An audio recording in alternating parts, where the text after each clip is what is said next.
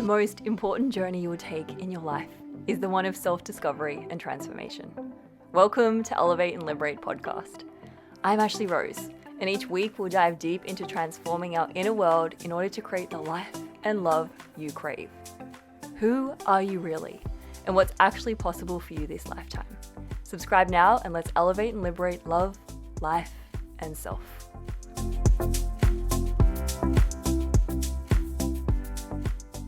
Welcome everybody to Elevate and Liberate Podcast. I am so excited to have you guys here with me for season 1, episode 1 of this rebrand of Creating Beyond podcast.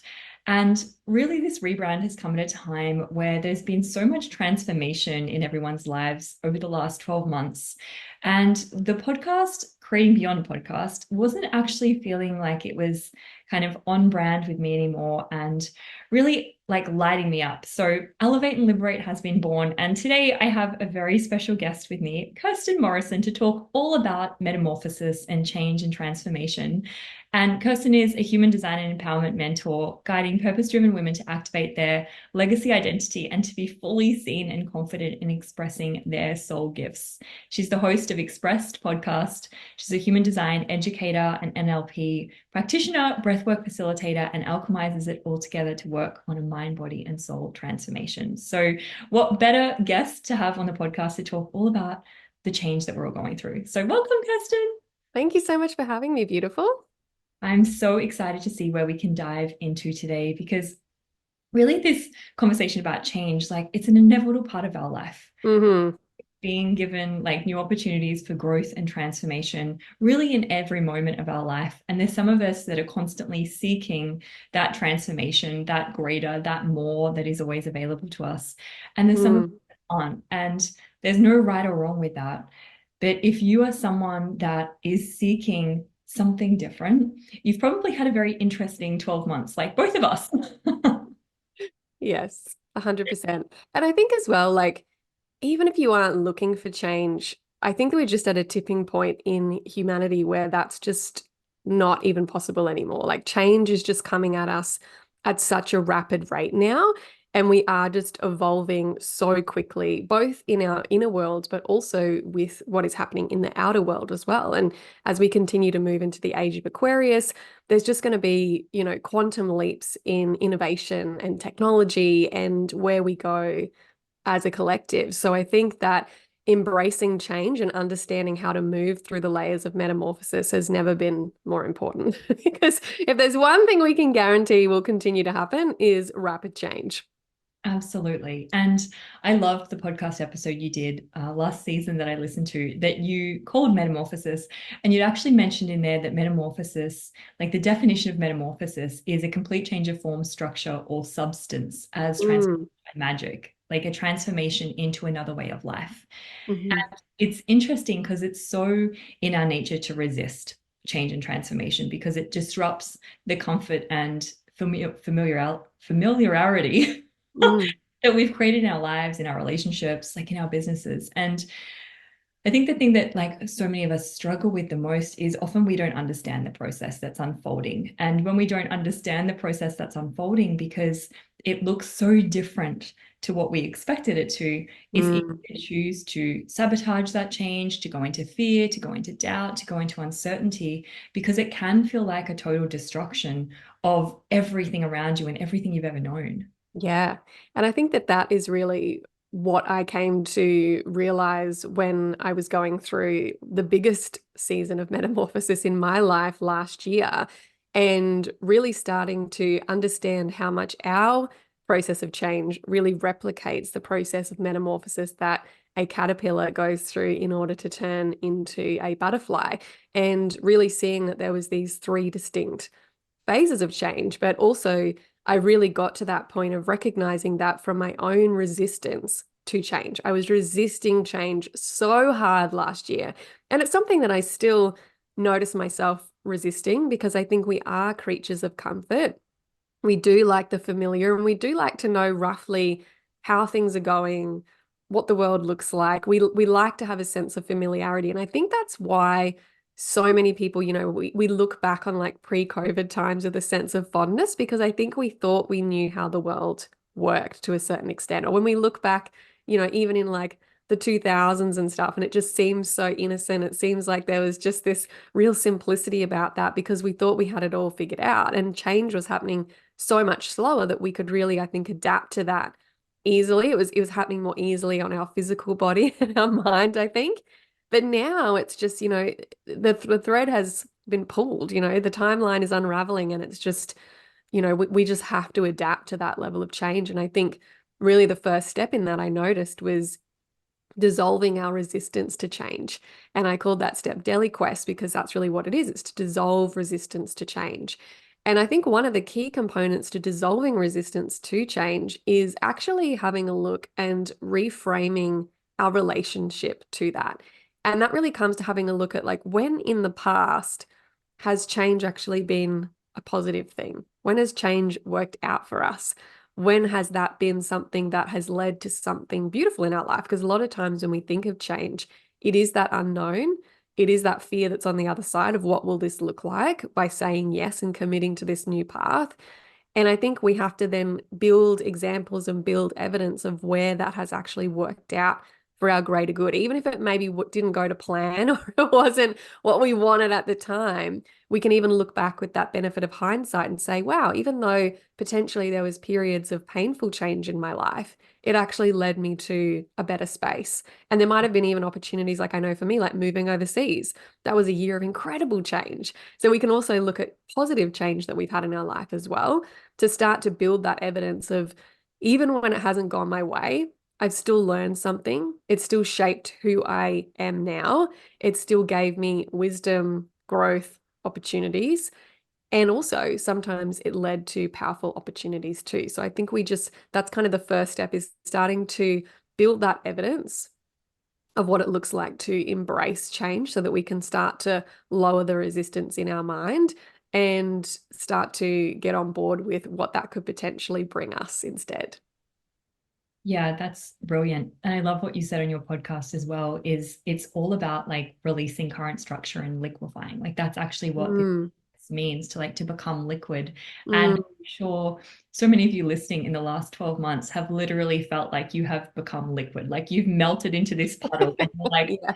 I don't know who I am anymore, what I want to do with my life. And particularly for me, so many of the things that were bringing me joy and I was really enthusiastic about in my life, particularly in my business and the way I showed up in facilitating and coaching, was all of a sudden no longer joyful or fun for me. And that literally can bring up so much stuff within all of us, with the knowing that we must, and it's time to let go of control of what may have been, because you know something else is actually available to beyond that. But it's really like letting go of this resistance and control of, what may have worked in the past, or what your life looked like in the past, or what we're familiar with, and the way we think it needs to look in the future. And all of this like resistance and control is really what keeps us stuck creating something greater and manifesting and actualizing the life that we know is possible. So I love that it's really this like willingness to melt into that puddle and become liquid, because the caterpillar, which I didn't realize until I actually started researching, that the caterpillar literally becomes liquid. Yes. And It it's completely dissolves. It's like a little goo puddle inside that chrysalis. It's nothing. It's just this little puddle of liquid. And I think that really represents that first step that I'm talking about, of us becoming a little puddle, because I think when we start to experience change, we harden up, we toughen up, we're like, no, like we latch on and we try and like brace in our structure, which actually is what makes change so challenging sometimes, is because we're creating that friction by remaining hardened and braced in the process to try and stay where we are. And I think part of that is sometimes it's easy to make change when we know that it's, we're like, okay, this really isn't working. I don't even want to do this anymore. Sometimes that can be an easier choice to dissolve into that puddle. But when you're dissolving good to make way for great, that's hard. Like if things were working or have been working, but like you're saying, you're like, oh, wow, like this has been working really well up until now, but I'm recognizing that this structure is actually not able to take me where I'm designed to go. So I'm going to have to dissolve all of these systems and structures that I put in place that got me here but are not going to get me there. And that is a really hard yes to embrace, to let go of something that is working well because it's actually an upper limit for your next chapter of your evolution. And when we think about the caterpillar, it doesn't know that it's going to become a butterfly on the other side. It's just saying yes to the process, but it has no idea what that process is when it goes into the chrysalis. It doesn't know what a butterfly is. It doesn't know how to live as a butterfly. It has spent, life as a caterpillar. That's the structure it knew. It probably thought it was really great because caterpillars are really highly impactful on their environment as well. They're very destructive to their environment. They're just chomping around, like plowing through life, like eating it up, like living the life. So they don't know what's on the other side of that either, but they say yes to embrace that process. And I think that's that first step for us. And I think part of that is also the fear of, well, what if? We go into all of the what ifs when we start to brace ourselves for the change and we start to resist it, is because we're already future casting what could possibly go wrong if we say yes. And I think part of that is also then giving the mind a plan.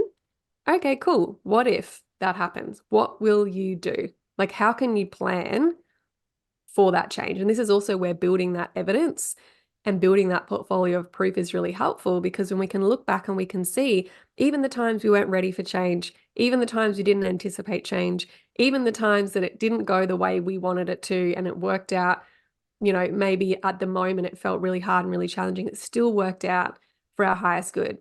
And the more that we can start to stack that evidence, the more we can allow ourselves to dissolve into that little puddle and become liquid, to allow that change to be a more seamless process.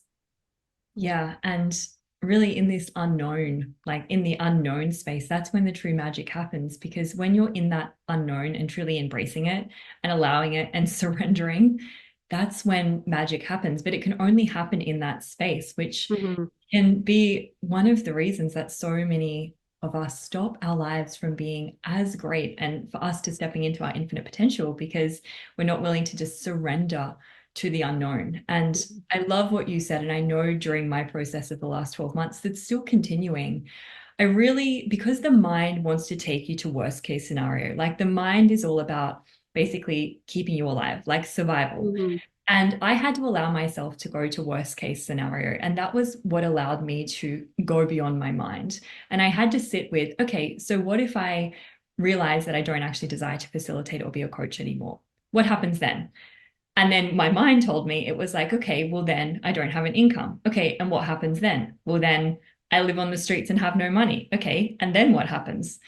And it's funny because, like, during that process, you actually get to this point where I just started cracking up laughing when I got to the point of, oh, I'm going to be homeless and live on the streets. And then I was like, okay, now that's ridiculous. Now I can see how much the mind is trying to control what it knows and what has been before, and actually then allow myself to ask the question, like, okay, well, would that actually happen? Yes, exactly.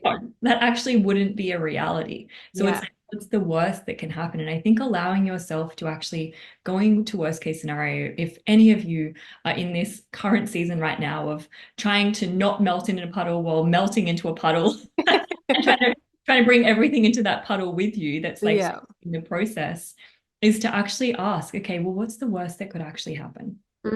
What you may realize is the worst that could happen is that maybe life just looks different. And, I always ask the question of, like, what do I need to let go of? Or what must I be willing to let go of in order to actually create something greater here?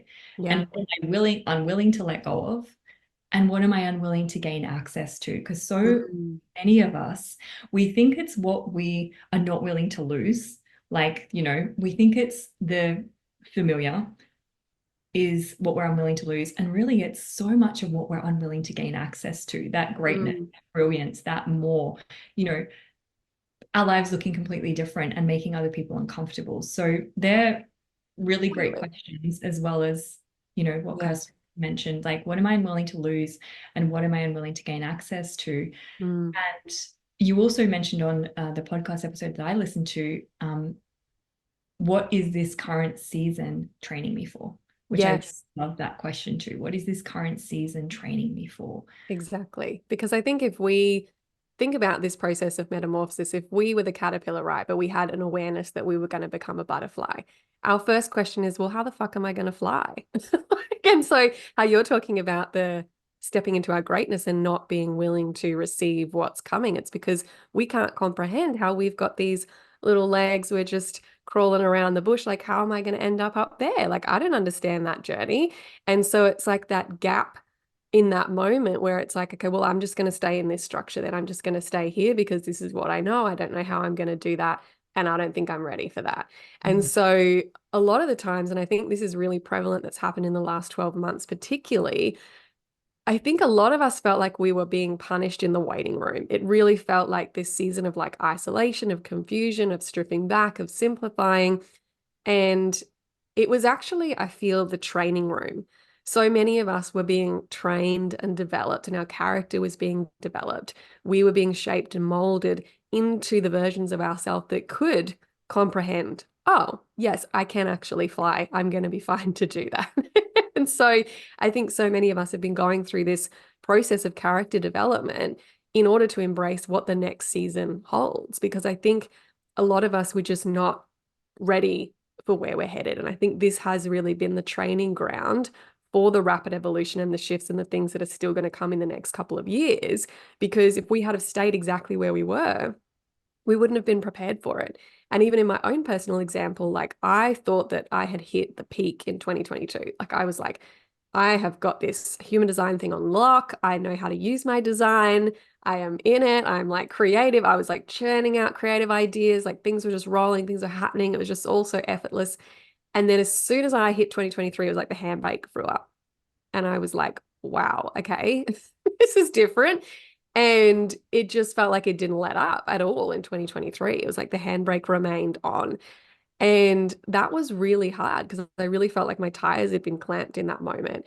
And I really had to let that process take place and realize on the other side of that, that that was actually as far as I was ever going to go. Like the structure I had in 2022, that was it. That was the peak. That was where I was going to stay. If I didn't allow for this process of change and metamorphosis and transformation to take place, which has been a very challenging, very painful, very long process, but it has led to step two, which has been this stabilization of my inner structure to be able to expand into the version of myself that can fly into new territory. Mm. And the step two is transform, which is to Mm. change in structure. And it is really feeling like you're being held in this training room or feeling Mm. like you're in this void. And I You're in think the chrysalis. You're just like, what's happening in here? It's dark.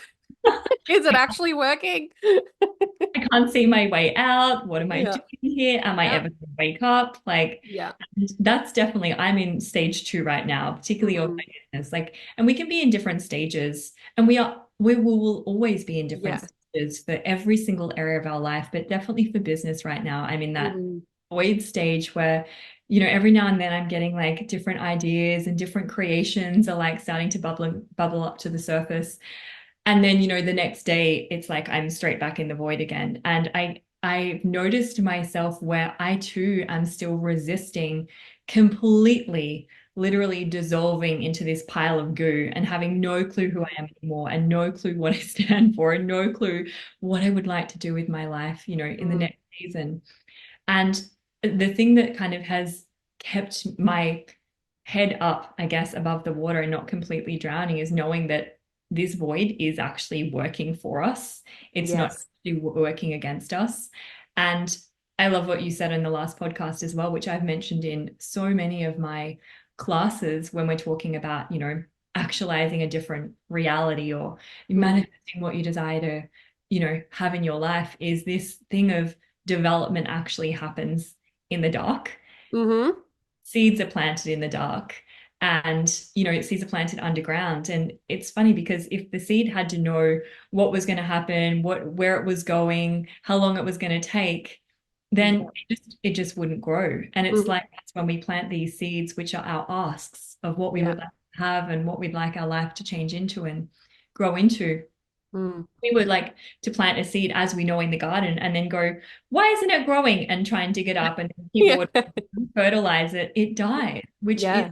us trying to like figure it out and understand and go into our head rather than just like literally relax and Mm. allow it to do what Yeah. it's supposed to do. Totally. And like when we think about all of these examples of development occurring in that space, if we were to pull the seed up and bring it into the sunlight, it would perish because it was not ready for that environment.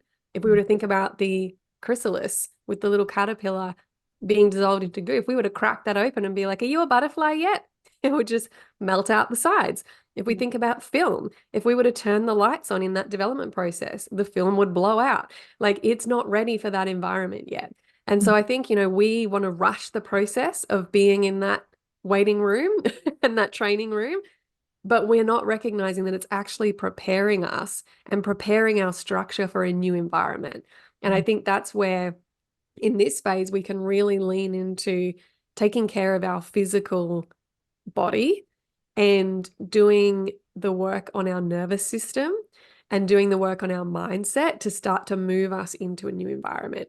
So, building that new identity. And like we said, we've taken all of these lessons of like, okay, what is this season training me for? Okay, now we can embrace the training. What is it actually going to take for me to go from there to there? And what it's normally going to take is an expanded resilience in your nervous system. Because if your nervous system does not feel safe to fly, you're not going to fly, even if you've got wings. So that is where that stabilization of that new structure takes place. And if we think about building a house, this is where we really build a solid frame that we can build on. We can't build on it until we've got the solid frame.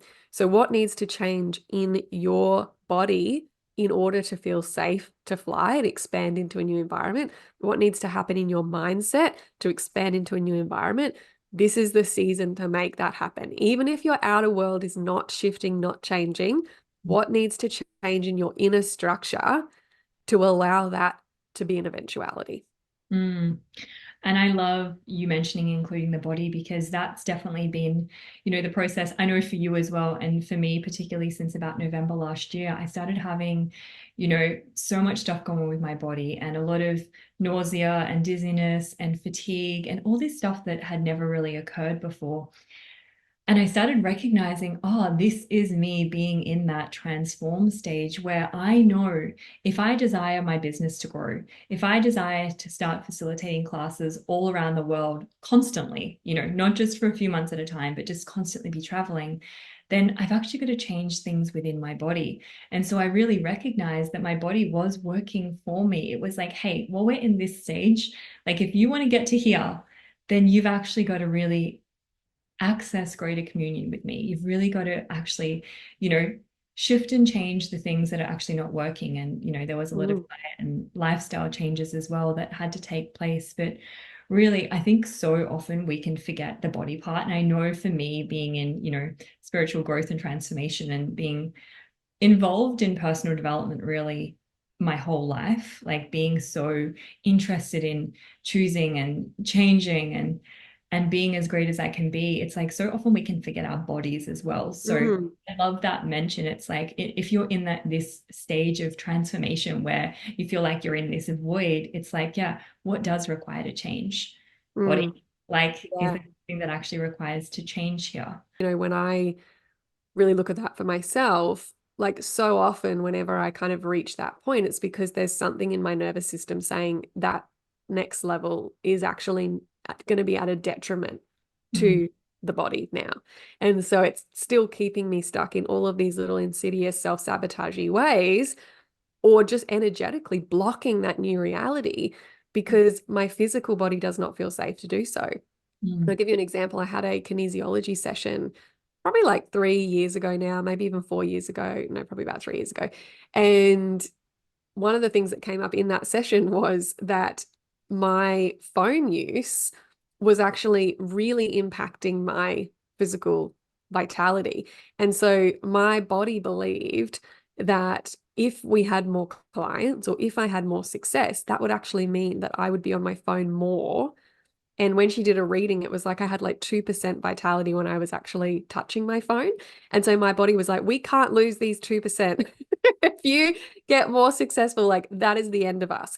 And so that was something that I was like, wow, okay. So that also helped me take responsibility for what are some of the habits that are actually reducing my vitality. And this is also a good step to take. The breath work, I think, really helps as well because it will shift some of that fear from the body, and it will help build the band of resilience in your nervous system, because we do have this, resilience and this little belt that we have. And basically it's like our cap of how much our body can handle. And so the breath work will help expand that. It's like a training ground for your nervous system to help expand that out so that it feels like, okay, cool, I have more capability and spaciousness and capacity to take more on. But also having a look at like, what are some of the things that might also be holding you in the void, and that your body may believe like, hey, if we have more success, we're going to drink more coffee. If we have more success, it's going to lead to us drinking 2 glasses of wine rather than one. Like, it's like looking at all of these things, it's going to end up being on the phone. We're going to have less time. Like, what are some of the things in which you're saying, okay, cool, success comes at what cost? Or like that next level comes at what cost? And starting to see if there's any habits and your day-to-day actions that need to shift in order to build that trust within the body that that next level of change is actually safe to take on. And so for me, it was my phone use. It was also, for me, my caffeine. It was like all of these little different things that I'm like, okay, cool, this actually is not sustainable for me to grow past my current capacity, because it's going to take too much from me and from my vitality. So I think that was something that was really important to start to have a look at. What are the things that actually get to shift and get to be eliminated? Sometimes it's like, Netflix binging, like whatever that is for you, what gets to be eliminated to create the spaciousness in the body to feel comfortable. Okay, cool. I am safe with me. And so therefore I am safe to take on this next chapter of change. And I think that's one component. The other component is definitely, for me, breath work or anything where you're in an embodiment practice and really just shifting that energy from the body. I also have a little podcast episode called Unstuck Yourself that has an embodiment practice at the end of that. And so if you are feeling frozen in that change, that can also be really supportive as well. But anything where you can just be in the body, move the energy, and start to train the body to feel comfortable experiencing sensation. Yeah, totally. And yeah, the other thing I would mention is like, this is the body stuff, and then the mindset stuff, looking at like, yeah, what are my points of view, and beliefs about, X, Y, and Z. So wherever you're at, like whether that's a relationship changing, whether that's a business changing, whatever is changing, for you right now, you could look at is like, what is my belief about that? And my belief, what I realized, my point of view about my business was that if I wasn't showing up all the time, if I decided I didn't want to coach or facilitate, then I would fail, just period. Like there would be nothing else for me. And so again, if your belief creates your reality, it's like, then obviously that's all that can show up. And you're going to actually eliminate the awareness of where to next and what other choices are available and what else has actually been waiting for you just outside the doors of that holding room that the universe is waiting to actually gift you. So that would also be another practice to look at, like, what are my belief systems about this, like if I actually let it go, which comes into like the third step, which is revival, which is like the restoration of spiritual vigor, which I love. Like when you said that, which you were mentioning, it really, the third step is then trusting the wings we've built, like in that holding room, can actually hold us into the next season of life. And really, it's like the caterpillar doesn't know that it's going to turn into a butterfly, but it's really trusting that process. So I'd love to kind of for you to mention like how that's possible, basically. And and what that is for you. Yeah. So when I was doing my research around this, like it was really that process of going from hope to faith. And I think hope is a very powerful emotion, but it's not as powerful as faith. Hope is like the little seed that blooms into faith. And I think that in that process, the tipping point for that is actually courage. So that is the tipping point on the emotional scale where we go from being disempowered to empowered, is actually embracing the emotion of courage. Courage does not require perfection. Courage does not require us to know the answer. Courage does not require us to know the outcome. Courage does not even require us to have the skill set to do so. It just requires a willingness to take the next step. And it's in those steps of action that we actually move from hope, which is like, oh, okay, I hope this works out. I have some hope that this can work. But faith is, I know it can work. And we get that I know from taking those action steps and continuing to build that evidence of like, okay, I have taken the next step. I have used my wings. Okay, I'm doing it. I'm doing it. I'm doing it. And so it really is that process. And what I found really interesting in this when I was doing my research, I actually looked up what is a dark night of the soul. And one of the descriptions that I found, I can't remember the exact wording, but it was something around basically where it's like you've got that hope, but the presence of God is not felt yet. So it's like that was really that, it's like the faith wasn't felt yet. It was like that gap between like, okay, cool, you know, I know that there's a change on the other side of this, but I don't feel that presence of faith yet. And so I think that that is really where we get to take those courageous steps of just asking ourselves, okay, what is just the next step I can take? I don't need to know my complete flight path. I just need to go off this branch and just flap my wings once and see how I go. So it's really just that process of continuing to take those courageous steps, but to remain anchored in our faith as we do so. And there was an example that I used in that episode that I heard in a podcast on Super Soul Sunday with Oprah, and it was with Bishop T.D. Jakes. And he was using the audience as an example, and he had himself standing in the center, and he had all of the audience members walking around him. And he was talking about how they represented life, you know, that we sometimes had a job, we lose a job, we've got a relationship, we lose a relationship, the kids are at home, then they're gone. And he was saying, you know, we've got a good business and then the business falters. Like it was like basically just how we have these ups and downs in life. And he was saying, I can either go out into that circle and move with it and become destabilized by my environment and by the moving pieces of life, or I can choose to remain in the center and not be moved by what's happening around me, but by anchored into what is happening within me. And I think that is really where we get to detach from the expectations of what is actually going to evolve and really come into what is that immovable faith that I can anchor into that's actually going to allow me to take that courageous step. And for him, he said it was God. Maybe for you, it's something else. But it's like, what is actually going to give you that immovable faith that's not attached to all of the external things? Like, okay, well, if I take this action, I want to make sure that I'm going to hit a 10K month. Or if I do this, I want to make sure my business. It's like we can't anchor into something moving to give us the faith to keep going. It's like we have to anchor into our, you know, whether it's your higher self, your intuition, the universe, whatever that is for you, but anchoring into what do you have faith in? How can you anchor into that faith within yourself to take that next courageous step? And that's going to continue to give you that revival that's going to allow you to build the evidence that you can fly and continue to move into that next stage of your evolution.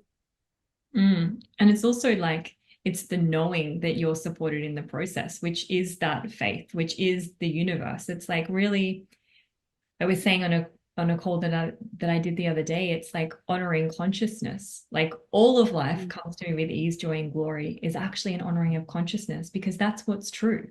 Like that's 100% what's true. It's like you're always supported in the process. The universe always has your back, but so often we believe the universe is malicious because all of a sudden our life looks like it's being destroyed around us and people are leaving and we've lost our job or we don't have as much money as we used to.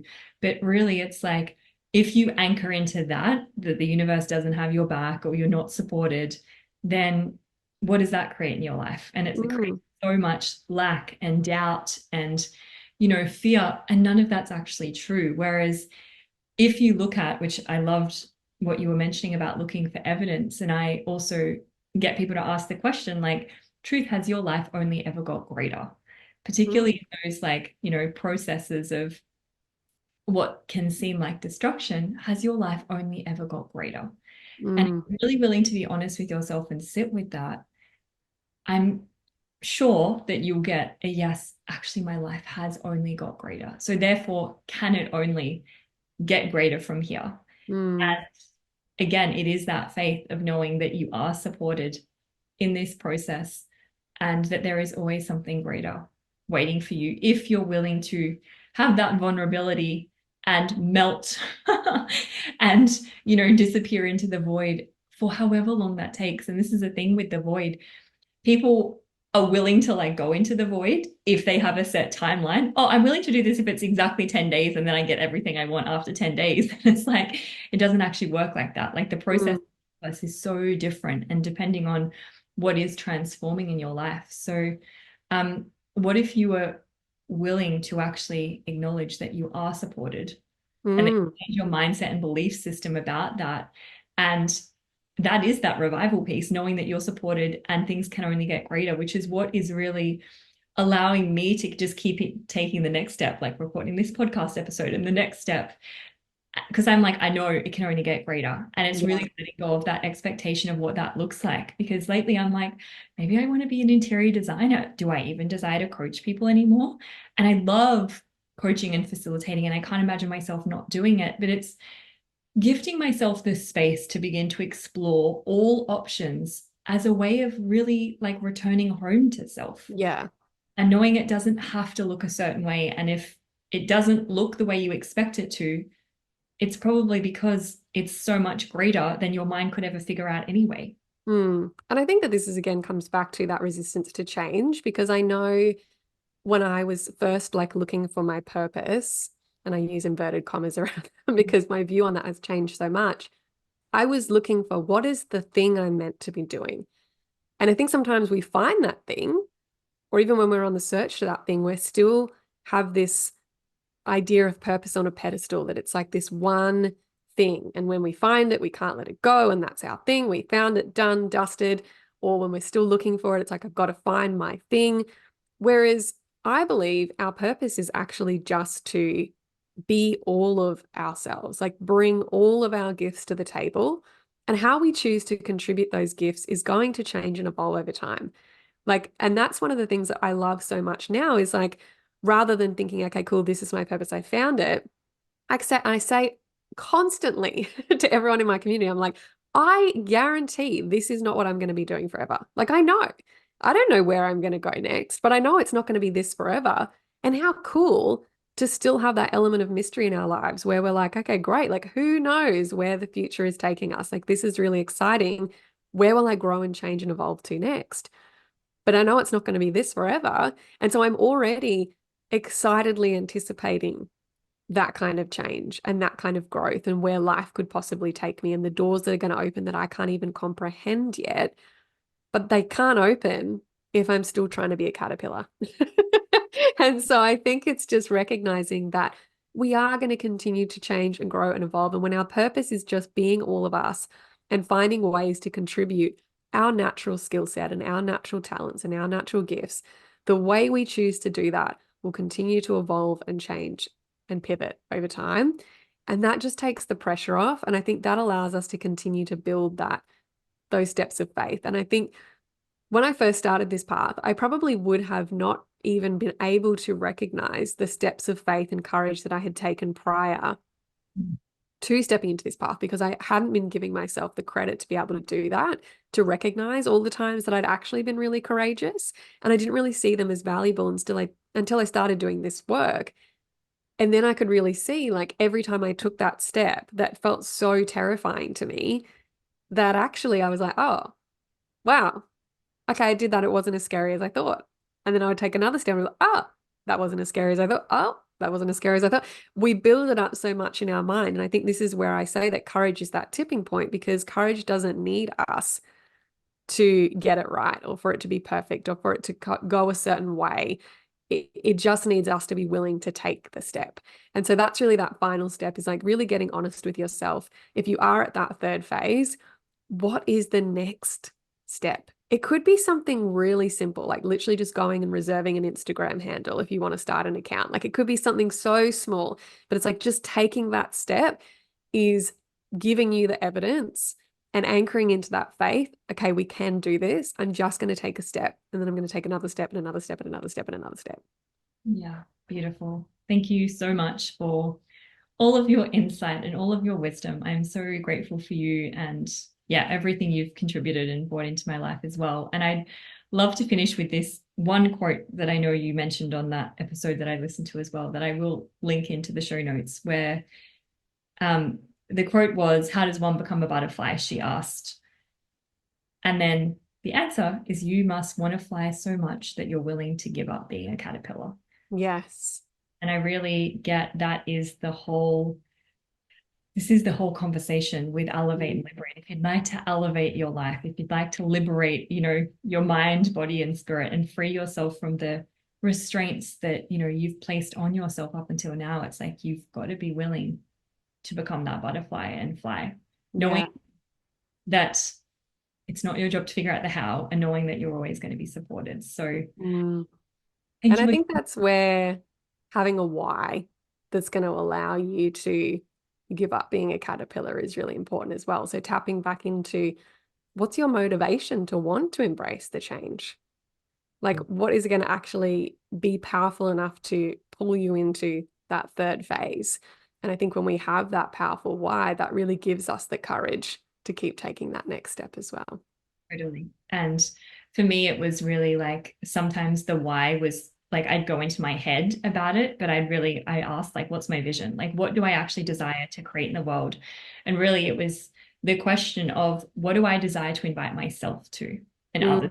I think this whole thing about purpose, and again, yeah, I don't look at it the same way as a lot of people do. I'm very similar to you with, I really believe our purpose is to return home to more of ourselves in every single moment. But it's what is your driving factor? Like, what do you desire to invite the world to? And that usually comes down to, what do you desire to invite yourself to? Me, I have had this journey of like judging myself so much and making myself so wrong. So my kind of why is really inviting people to more of themselves, because that's what I'm constantly inviting myself to. So that's another way you can look at it. Like, what do you desire to invite the world to? And what are you actually inviting yourself to, or would like to invite yourself to more? And that usually becomes the thing that, starts showing up more in your life. So thank you again, my love. Thank you for having me. It was such a fun chat. I will put all the links to find out more about Kirsten in the show notes below, her website, her podcast. She's got many courses and everything in her shop. You can work with her one-on-one. So I'll link all of that below if you'd like to find out more. Yes, there is actually a course on Metamorphosis as well, a little 3-phase course. If you want to take this deeper, you can jump into that little mini course as well and actually go through that process for yourself. Yeah, beautiful. Well, thank you again. Thank you, everyone. Thank you, my love. First episode of Elevate and Liberate podcast, and we'll see you next week. Thank you for listening. If you enjoyed this episode, I'd be so grateful if you left a 5-star review and share it with someone you know.